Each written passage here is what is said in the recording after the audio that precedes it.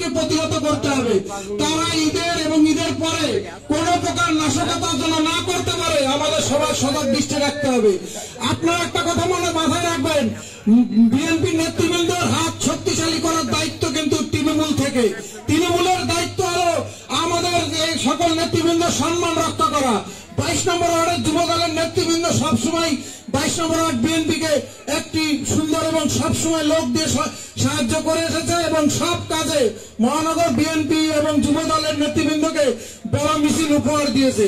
আমরা আশা করব আগামীতে যে কমিটি হবে 22 নম্বর ওয়ার্ড যুব দলের ত্যাগী পরীক্ষিত নেতৃবৃন্দের মাধ্যমে হবে।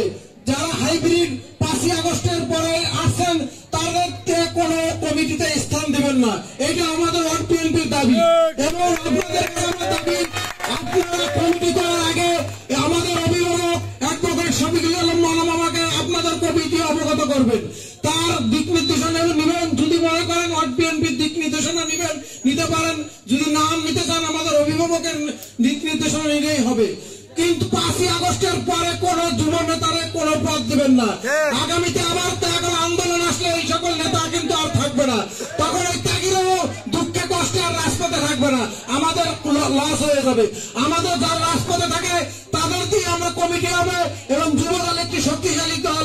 এই যুব দলকে শক্তিশালী করার জন্য 22 নম্বর ওয়ার্ড বিএনপি সবসময় যুব দলের পাশে থাকবে এই আশা ব্যক্ত করি। এবং 22 নম্বর ওয়ার্ড বিএনপির পক্ষ থেকে নবনির্বাচিত খুলনা মহানগর বিএনপি সভাপতি অ্যাডভোকেট শফিকুল আলম মামাকে শুভেচ্ছা জানাই এবং আব্দুল আজিজ সুমন ভাইকে নবনির্বাচিত আহ্বায়ক খুলনা মহানগর যুব দলের আহ্বায়ক সুমন ভাইকে শুভেচ্ছা জানাই এবং নবনির্বাচিত সদস্য সচিব রবিউল ইসলাম রুবেল ভাইকে শুভেচ্ছা জানিয়ে আমি আমার সংক্ষিপ্ত বক্তব্য এখানে শেষ করছি। খোদা হাফেজ।